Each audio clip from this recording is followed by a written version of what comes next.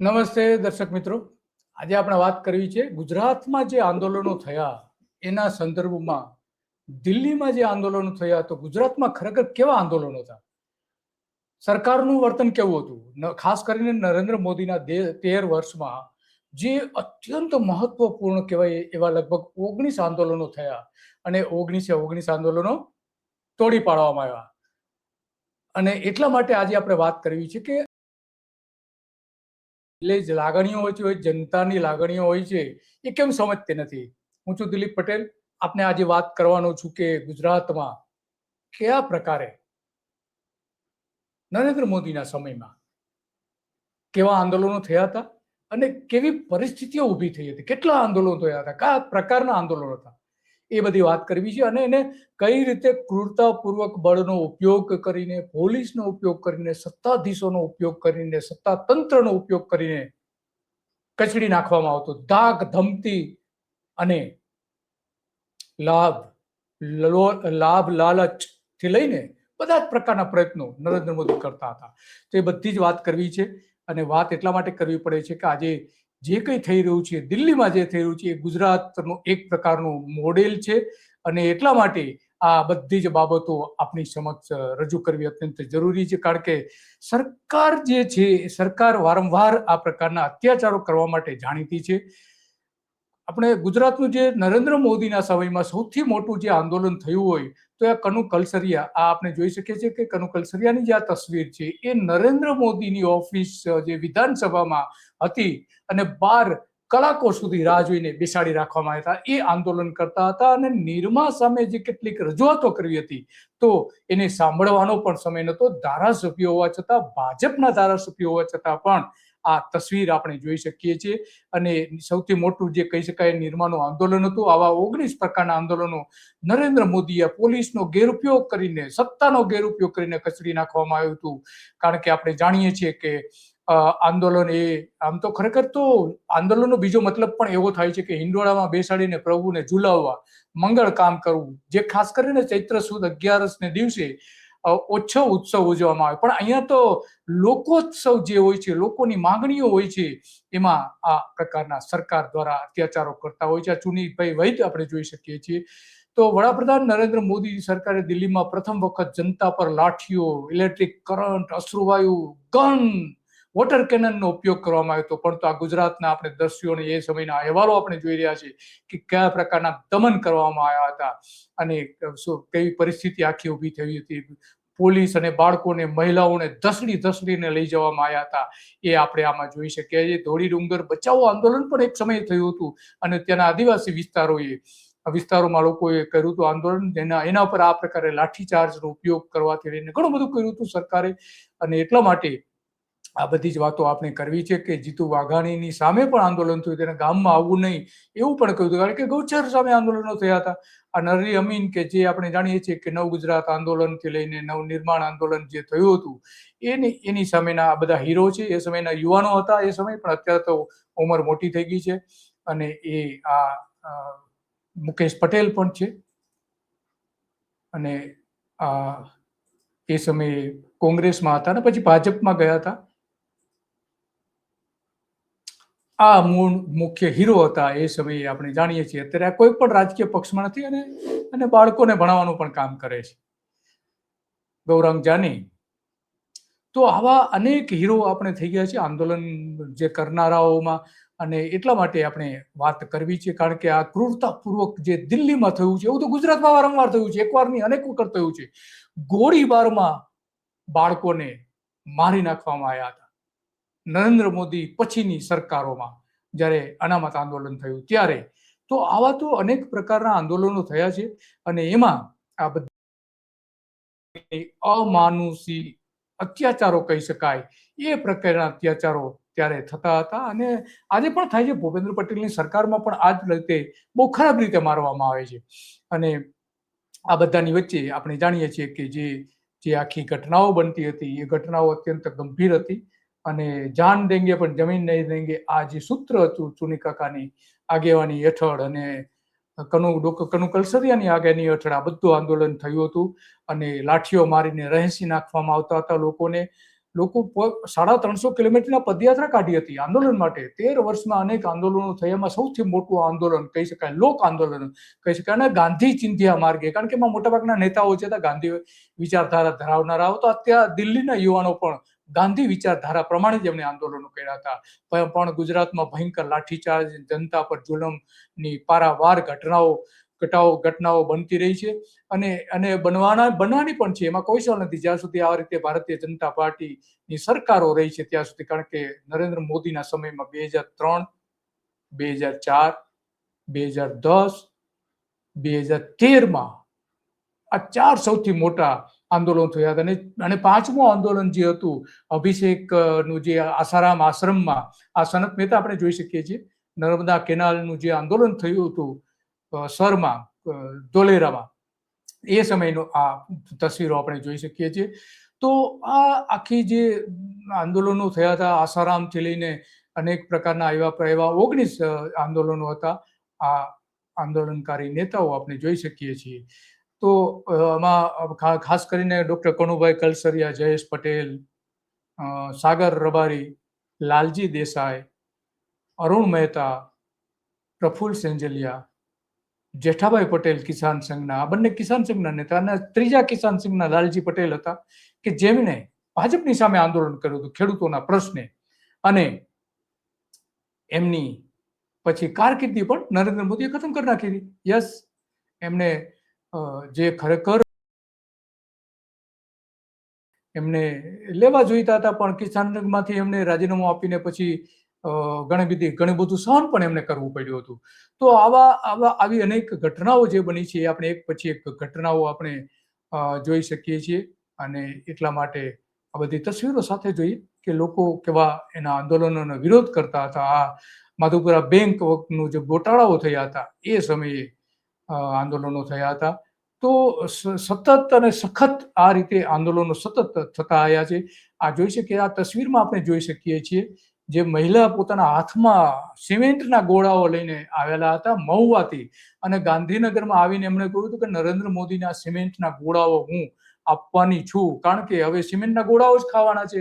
નિરમાની જે ફેક્ટરી બની રહી છે તો એમાં આ આખી તસવીર નેશનલ તસવીર બની ગઈ હતી, રાષ્ટ્રીય તસવીર બની ગઈ હતી એ સમયના આંદોલનમાં. તો આવા તો અનેક લોકો જે છે પાટીદાર અનામત આંદોલન વખતે પોલીસ ગોળીબારમાં લોકોની આ રીતે હત્યા કરવામાં આવી હતી. હત્યા શબ્દ વાપરવામાં આવતો હતો કારણ કે જે 12 થી 13 યુવાનોના મોત થયા હતા અમદાવાદ અને બીજા બધા વિસ્તારોમાં.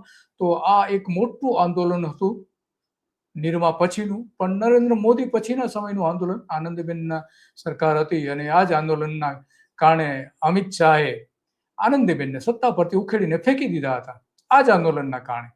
અને આવી ઘણી બધી ઘટનાઓ જીએમડીસીના દ્રશ્યો આપણે જોઈ રહ્યા છીએ.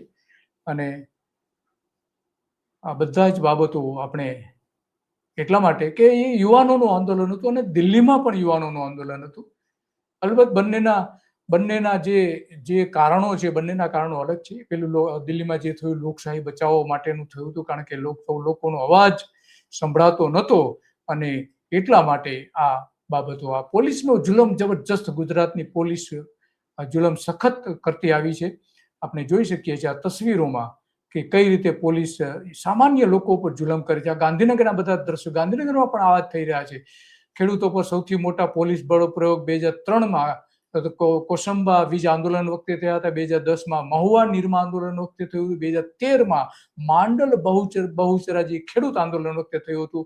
તો આ અકલ્પનીય લાઠીચાર્જ આ રીતે નરેન્દ્ર મોદીની સરકારે કર્યો હતો.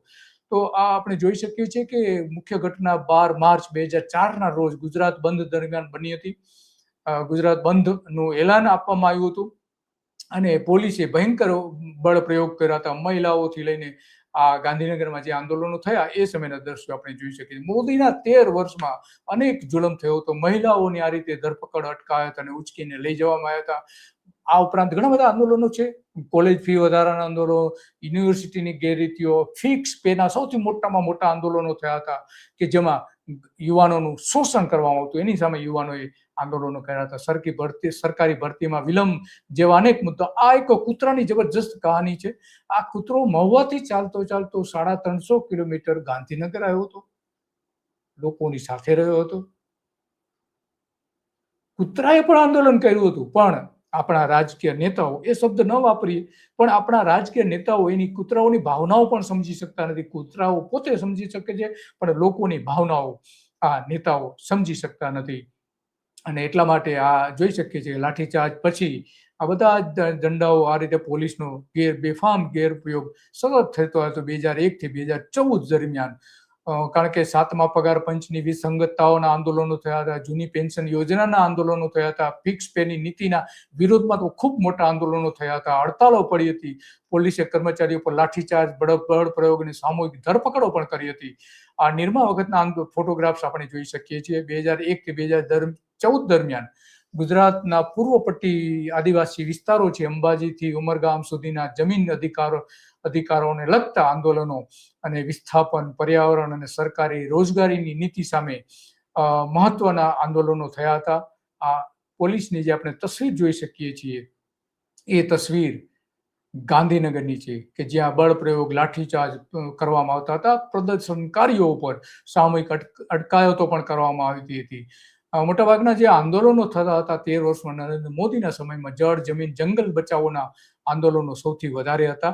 અને એટલા માટે એ પણ આજે પણ કહેવાય છે કે આ મોટા પ્રમાણમાં બીજા ઘણા બધા આંદોલનો પણ થયા હતા. તસવીરો આપણે જોઈ શકીએ. ધોળી ડુંગર જે આંદોલનો થયા હતા 2001 થી 2014ના 13 વર્ષમાં, જે નાના મોટા આંદોલનો, ઘેરાવ, કામદારોની ટૂંકી હડતાલો, વિરોધ પ્રદર્શનોની કુલ સંખ્યા લગભગ 300 થી વધુ થવા જાય છે નરેન્દ્ર મોદીના સમયમાં. 300 થી વધારે, કે જે સ્થાનિક લેવલના પણ હોય, જિલ્લા કક્ષાના હોય, તાલુકા કક્ષાના હોય. તો આ બધા જ જાણીએ છીએ. 2010 થી 2012માં રાજ્યમાં 74 મોટી મજૂર હડતાલો પણ પડી હતી. 74 2 જ વર્ષમાં. તો આંદોલનકારીઓ તાળાબંધીથી લઈને ઘણા બધા કાર્યક્રમો કયા હતા.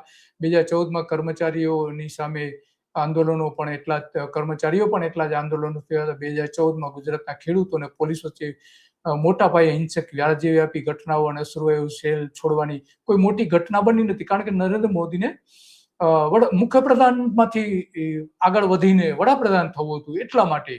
તો આ બધા જ આંદોલનોનો જે ઇતિહાસ તો બહુ લાંબો છે, ઘણું બધું એમાં કહી શકીએ એમ છીએ. અને એટલા માટે આ બધી જ બાબતો આજે આપણે રજૂ કરીએ છીએ. આ જોઈ શકીએ છીએ જે ખેડૂતોએ પંજાબમાં આંદોલન કર્યું હતું એ સમયની આ બધી આટલા મોટા પ્રમાણમાં આંદોલન કરે છે, પણ આ સરકારને એની કોઈ જ પડી નથી. રસ્તાઓ ખેડૂતો બંધ કરી દે, બ્લોક કરી દે, બધું જ કરે, પણ આ સરકારને એની કઈ જ પડી નથી. અને એટલા માટે આપણે જાણીએ છીએ કે સરકાર માત્ર ને માત્ર જનતા પર અત્યાચાર કરવા માટે બની હોય એ પ્રકારનો માહોલ નરેન્દ્ર મોદીની સરકાર વખતે 13 વર્ષ સુધી થયો હતો.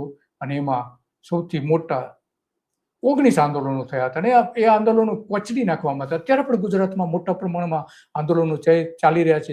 નરેન્દ્ર મોદી ધારે તો બધા જ આંદોલનોનો અંત લાવી શકે એમ છે, કારણ કે કેન્દ્ર સરકારની જે યોજનાઓ છે, વીજળી ઉત્પાદનને લગતા અને ખેડૂતોની એની જે જમીનો જે છે, એ જમીનો જઈ રહી છે. 5 લાખ ખેડૂતોને અસર થઈ રહી છે. અને જે અત્યારે નાનાથી લઈને મોટા આંદોલનો કહી શકાય ગુજરાતમાં દર વર્ષે 300ની આસપાસ થાય છે. અત્યારે જમીનને લગતા 162 આંદોલનો ચાલી રહ્યા છે. નાનાથી મોટા, વ્યક્તિગતથી લઈને સામૂહિક રીતે 162 આંદોલનો ચાલ્યા. તો આ ભાજપ સરકાર છે. અને આપણે જાણીએ છીએ કે એ લોકોનો વિચારો, લોકશાહીમાં બિલકુલ એને માટે કોઈ જ મહત્વ નથી. સામાન્ય લોકો જ્યારે એને ચૂંટીને મોકલે છે ત્યારે એ સત્તા પર આવ્યા પછી સત્તાધીશની જેમ વર્તે છે, સરમુખત્યારની જેમ વર્તે છે.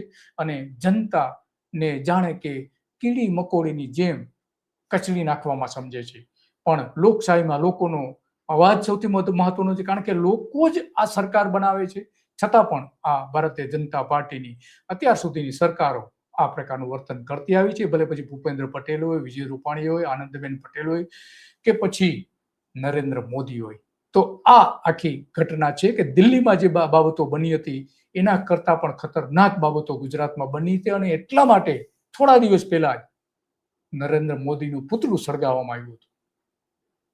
શિક્ષણ પ્રધાન, એના નરેન્દ્ર મોદીની સરકારના શિક્ષણ પ્રધાન નું પણ પુતળું સળગાવવામાં આવ્યું હતું સુરતમાં. એને જૂતા મારવામાં આવ્યા હતા અને એના મોં કાળા કરી દેવામાં આવ્યા હતા નરેન્દ્ર મોદી અને એમના શિક્ષણ પ્રધાનના. તો આ છે ગુજરાત, કે ગાંધીની ભૂમિ ઉપર આંદોલનો હંમેશા માટે થતા આવ્યા છે, લોકશાહી ધોરણે થતા આવ્યા છે અને એનો સરકારના જુલમનો સતત મુકાબલો પણ કરતા આવ્યા છે. બસ આજે આટલું, અને આવી જ બાબતો ઉપર આપણે વાત કરતા રહીશું. નમસ્તે.